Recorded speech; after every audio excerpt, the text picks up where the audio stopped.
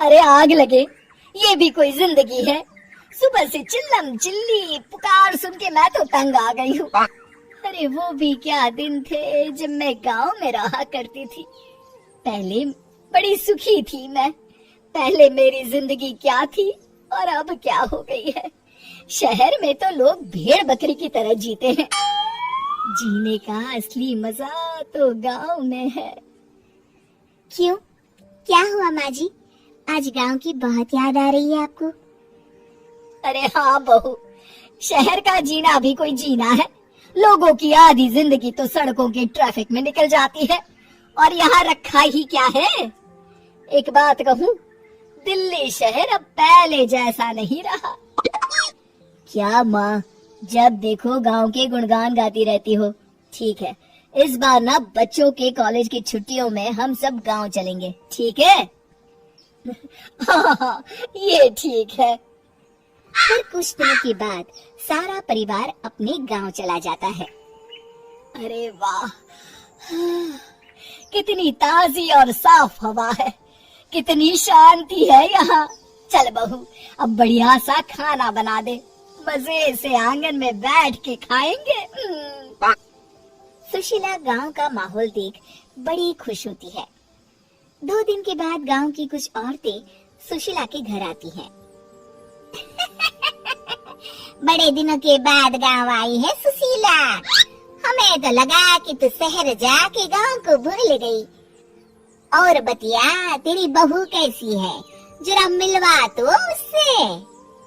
अरे मेरी बहू तो लाखों में एक है। बड़ी किस्मत वाली हूँ मैं जो मुझे जानकी जैसी बहू मिली है।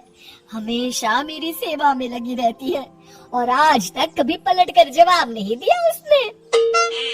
सुशीला की बातें सुनकर सभी औरतें हंसने लगती है।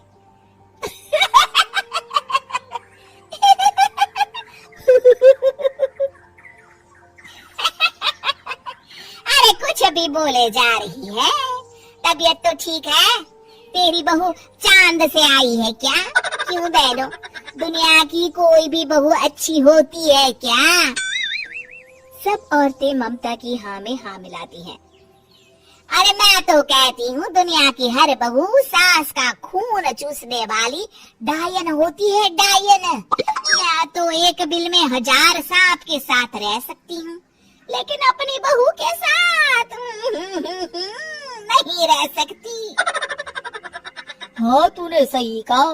मेरी बहू तो तेरी बहू से भी 2 कदम आगे है। सब औरतों की बातें सुनकर ममता मन ही मन बड़बड़ाती है। अरे ये गांव सुधर गया, लेकिन औरतें नहीं सुधरी। अगर थोड़ी देर और इनकी बेवकूफी भरी बातें सुनूंगी तो मैं सच में पागल हो जाऊंगी। फिर सुशीला उन औरतों को घर से दफा कर देती है और राहत की सांस लेती है। अरे बहू, जरा बाम लाके मेरे सर पर तो लगा दे। उन औरतों की फालतू बातें सुनकर मेरा सर चकरा गया है। इस गांव की औरतों का तो भगवान ही मालिक है। फिर अगले दिन सुशीला की सास उससे कहती है, अरे बहू, तू यहाँ क्या आराम फरमाने आई है? आखिर ये तेरा ससुराल है। चल चल, घर के कामों में हाथ बटा। शहर में कुछ काम धाम तो करती नहीं है। जरा अपने आप को तो देख, कितनी मोटी हो गई है। सारा दिन घर का काम करने के बाद शाम को सुशीला, हाय मेरी कमर, हाय मेरे पैरों ने तो जवाब दे दिया। आज तो मुझसे मक्खी भी न मारी जाएगी। अरे बहू, जरा आकर मेरे हाथ पैर तो दबा दे। जी माँ जी, अभी आती हूँ। तभी सुशीला की सास जानकी को रोकते हुए कहती है, अरे रुक जा बहू, एक दिन काम करके इसको इसकी नानी याद आ गई। हम लोग तो रोज इतना काम करते हैं, कोई जरूरत नहीं इसके हाथ पैर दबाने की।